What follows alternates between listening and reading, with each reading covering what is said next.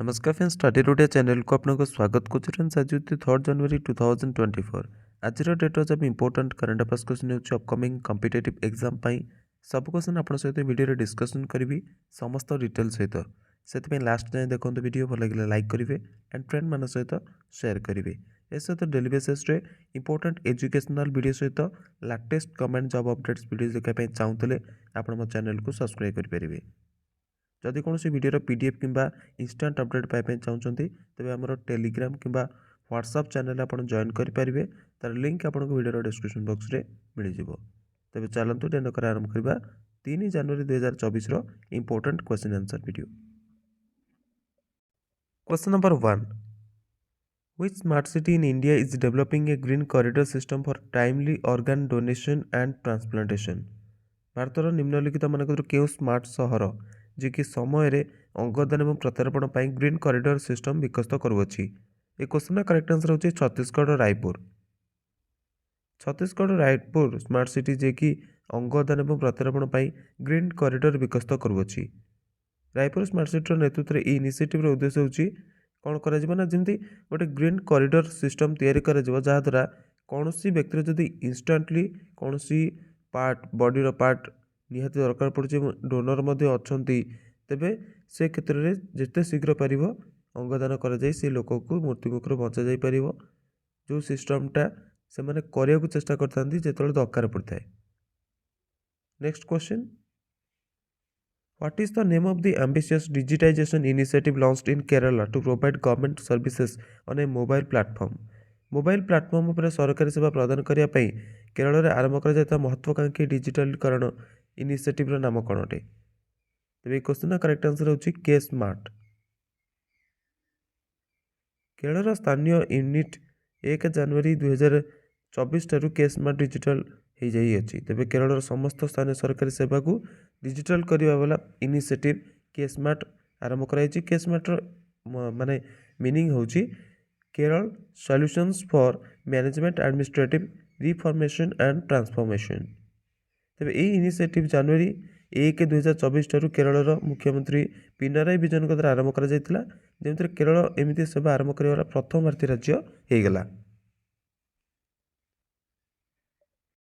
ये जो के स्मार्ट माध्यम प्रदान कर विभिन्न सेवा मान मध्य प्रमाणपत्र और परमिट आवेदन ता सहित कंप्लेन रेकर्ड करने बहुत किसी सामिल अटे जोटा कि अन्य सब स्टेट मान गोटे कौन हम ना राष्ट्रीय मॉडल भाव में काम कर।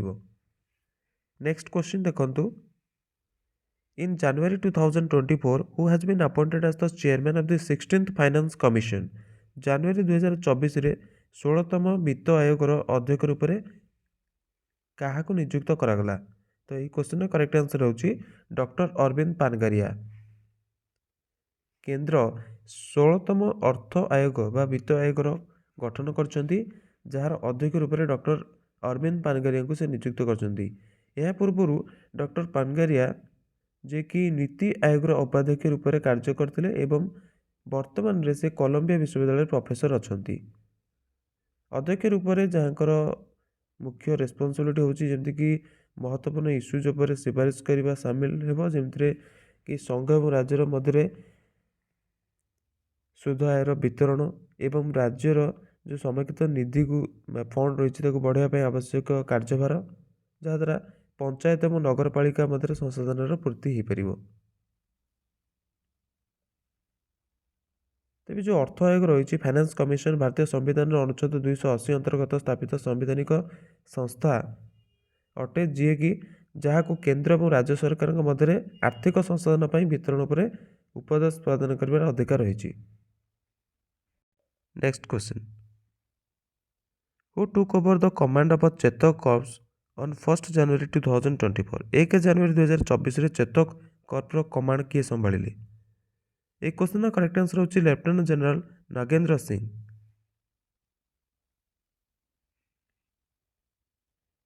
Lieutenant general Nagendra Singh Chetak corps command संभाଳିले। तेज से चेतक कोर 34तम जनरल ऑफिसर कमांडिंग अटंती जी कि लेफ्टिनेंट जनरल संजीव राय जगह नहीं जी कि 31 डिसेम्बर 2023 अवसर नहीं। लेफ्टिनेंट जनरल नागेंद्र सिंह भारतीय सैन्य academy Dehradun defence services staff college Wellington एवं नेशनल डिफेन्स कॉलेज नुआदिल्लीर पूर्व छात्र अटंती। से भारतर समस्त सीमा पर सेवा करछन्ती एवं तांका पाखरे जबरदस्त परिचालनार अनुभव रही। नेक्स्ट क्वेश्चन देखिबा, who is set to become the next western navy commander? आगामी पश्चिम नौसेना कमांडर किए हेबाकू जाउअछन्ती? तो ये क्वेश्चन करेक्ट आंसर होची वाइस एडमिरल एस.जे. सिंह। नौसेना स्टाफ रो निवर्तमान उपप्रमुख vice admiral S J. Singh ji की गार्ड ऑफ ऑनर प्राप्त करछन्ती एवं तांको आगामी पश्चिम नौसेना कमांडर उपरे से कार्यभार संभाळी को जाउछन्ती। से निजर यही नुआ भूमिकार वाइस एडमिरल दिनेश त्रिपाठी को स्थान नेबे। वाइस एडमिरल दिनेश के त्रिपाठी को भारतीय नौसेनार आगामी उपप्रमुख नियुक्त करा जाई अछि। Vice admiral S J. Singh ji की नुआ भूमिकार परिवर्तन को तांकर द्वारा गार्ड ऑफ ऑनर प्राप्त करने एवं दिल्ली राष्ट्रीय युद्ध स्मारक पर पुष्पांजलि अर्पित करने को चिन्हित करा जाई अछि।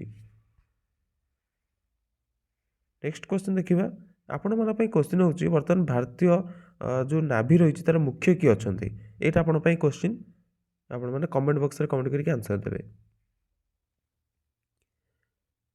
Question number 6, where will the joint military exercise Desert Cyclone 2024 between India and UAE be held?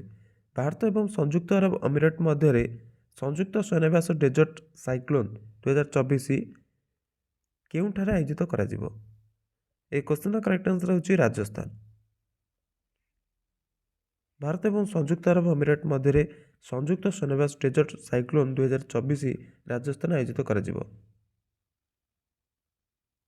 एटा आपणकर 2 जनवरी 2024 ठारू 15 जनवरी 2024 पर्यंत आयोजित हेउछि। तेबे डेजर्ट साइक्लोन 2024 अंतर्गत संयुक्त अभ्यासर उद्देश्य होछि दुई सहयोगी सैन्यशक्ति मध्य अंतर संचालनीयता को प्रमोट करिबा।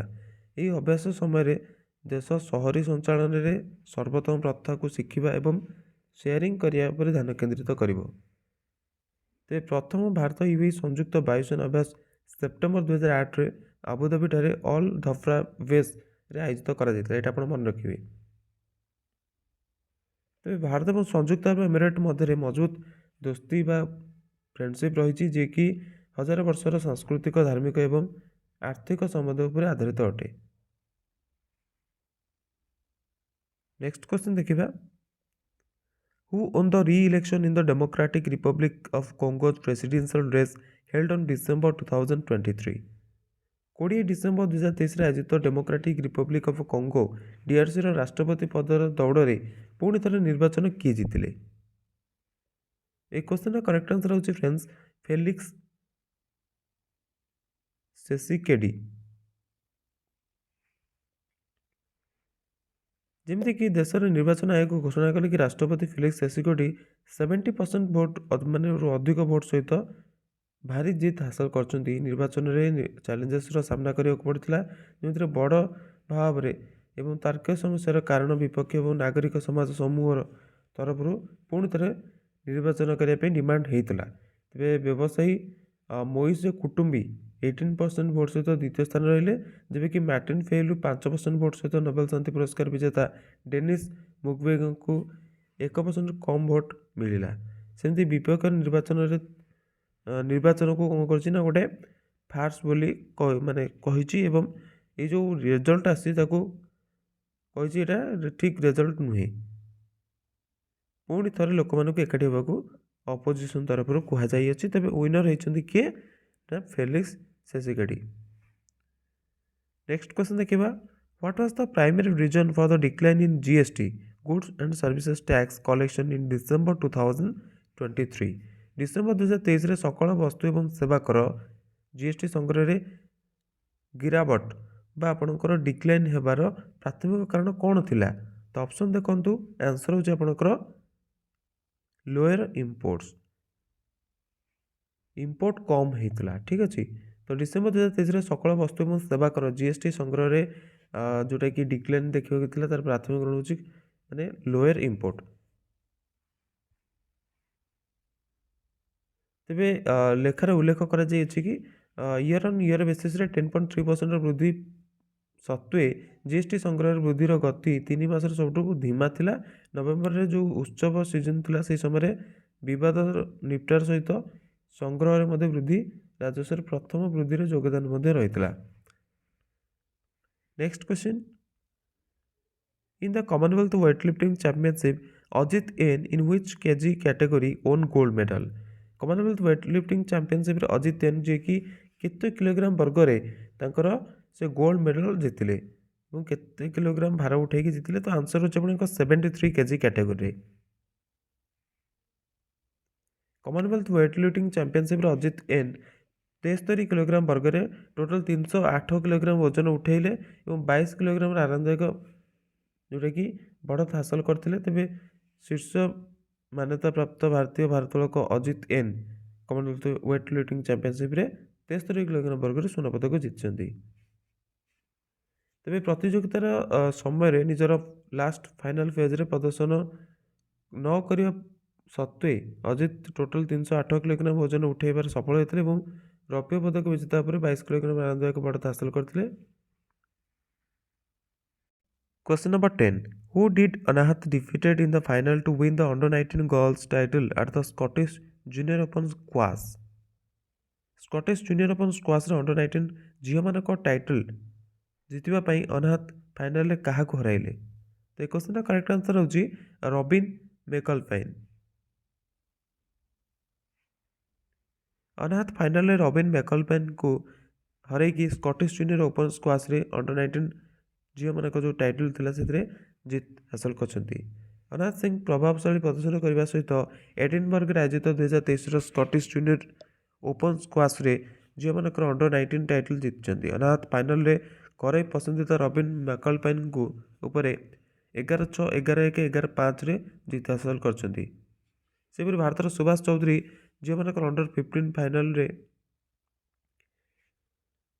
ଆମରି ଦେଶର ଶିବେନ ଅଗ୍ରୱାଲଙ୍କୁ 5-11, 11-4, 6-11, 11-8, 11-5ରେ ହରାଇଲେ। ଯେବେକି ସର୍ବଶ୍ରେଷ୍ଠ ଅଖିଳ ଭାରତୀୟ ପୁଅମାନଙ୍କର under-13 ଫାଇନାଲରେ ଶ୍ରେୟସ ଯାହାଙ୍କୁ 11-8, 11-8, 3-11, 11-8ରେ ହରାଇଲେ। ଏବେ ଦେଖିବା next question. In which year did Professor Ved Prakash Nanda receive the Padma Bhushan Award?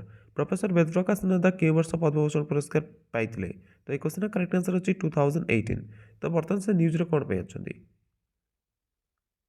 Professor ବେଦ ପ୍ରକାଶ ନନ୍ଦା ତାଙ୍କର ମୃତ୍ୟୁ ହେଇଯାଇଛି। ଠିକ୍ ଅଛି। ତେବେ ଏଥିପାଇଁ ପ୍ରଧାନମନ୍ତ୍ରୀ ନରେନ୍ଦ୍ର ମୋଦି ଦୁଃଖ ବ୍ୟକ୍ତ କରିଛନ୍ତି। ଏକ ସୋସିଆଲ ମିଡ଼ିଆ ପୋଷ୍ଟରେ ପ୍ରଧାନମନ୍ତ୍ରୀ ମୋଦି ଆଇନ ଶିକ୍ଷାର ପ୍ରତି ତାଙ୍କର ମଜବୁତ ପ୍ରତିବଦ୍ଧତା ଉପରେ ଜୋର ଦେବା ସହିତ ପ୍ରଫେସର ନନ୍ଦାଙ୍କର ଆଇନ କ୍ଷେତ୍ରରେ ଅମୂଲ୍ୟ ଯୋଗଦାନ ଦେବା ପାଇଁ ପ୍ରତିଷ୍ଠିତ ଏକାଡେମିକ ରୂପରେ ସ୍ୱୀକାର କରିଛନ୍ତି। ତେବେ ପ୍ରଧାନମନ୍ତ୍ରୀ ଉଲ୍ଲେଖ କରିଛନ୍ତି କି ପ୍ରଫେସର ନନ୍ଦା ମଧ୍ୟ ସଂଯୁକ୍ତ ରାଜ୍ୟ ଆମେରିକାରେ ଭାରତୀୟ ପ୍ରବାସୀମାନଙ୍କର ଏକ ପ୍ରମୁଖ ସଦସ୍ୟ ଥିଲେ ଏବଂ ଭାରତ ଆମେରିକାର ମଜବୁତ ସମ୍ବନ୍ଧ ପ୍ରତି ତାଙ୍କର ସେ ଉତ୍ସାହୀ ମଧ୍ୟ ଥିଲେ। ତାଙ୍କୁ 2018 ମସିହାରେ ପଦ୍ମଭୂଷଣ ଆୱାର୍ଡ ସହିତ ସମ୍ମାନିତ କରାଯାଇଥିଲା। Next question, what prompted David Warner's retirement from one day international cricket?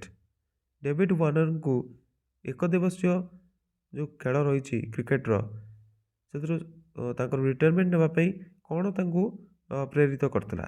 ତ ଆନ୍ସର ହେଉଛି ଆପଣଙ୍କର ଫ୍ୟାମିଲି ପ୍ରାୟୋରିଟିଜ୍। ପାରିବାରିକ ପ୍ରାଥମିକତା ଯିଏକି ଡେଭିଡ୍ ୱାର୍ଣ୍ଣରଙ୍କୁ ୱାନ୍ ଡେ ଇଣ୍ଟରନ୍ୟାସନାଲ ଓଡ଼ିଆ କ୍ରିକେଟରୁ ସନ୍ନ୍ୟାସ ନେବା ପାଇଁ ପ୍ରେରିତ କରିଥିଲା। ତେବେ ଅଷ୍ଟ୍ରେଲିଆର ସେ ଓପନିଂ ବ୍ୟାଟ୍ସମ୍ୟାନ୍ ଅଟନ୍ତି ଯିଏକି ସିଡନୀ କ୍ରିକେଟ ଗ୍ରାଉଣ୍ଡରେ ପାକିସ୍ତାନ ଏଗେନ୍ଷ୍ଟରେ ନିଜର ବିଦାୟୀ ଟେଷ୍ଟ ମ୍ୟାଚ୍ରେ କିଛି ଦିନ ପୂର୍ବରୁ ଏହି ଘୋଷଣା କରିଥିଲେ। ତେବେ ୱାର୍ଣ୍ଣର ନିଜର ପରିବାର ସହ ପ୍ରାଥମିକତା ଦେବାର ଆବଶ୍ୟକତା ଉପରେ ଜୋର ଦେଇଥିଲେ ଏବଂ ଏହା ମଧ୍ୟ ସେ ଡିସକ୍ଲୋଜ୍ କରିଥିଲେ ଯେ କି ସେ ବିଶ୍ୱକପ୍ ସମୟରେ ମଧ୍ୟ ଏ ଯେଉଁ ଅବସର ନେବାର ଯୋଜନା କରୁଥିଲେ। ସୋ ଫ୍ରେଣ୍ଡସ୍ ये ଥିଲା ଆଜିର କିଛି ଇମ୍ପୋର୍ଟାଣ୍ଟ କ୍ୱେଶ୍ଚନ୍ସ। ଆଇ ହୋପ୍ ଆପଣଙ୍କୁ ଭିଡ଼ିଓଟି ଭଲ ଲାଗିଥିବ। ଯଦି ଭଲ ଲାଗିଥିଲା ଲାଇକ୍ କରିବେ ଆଣ୍ଡ ଫ୍ରେଣ୍ଡମାନଙ୍କ ସହିତ ସେୟାର କରିବେ। Thanks for watching. Best of luck for your upcoming competitive exams. Take care of yourself and your family.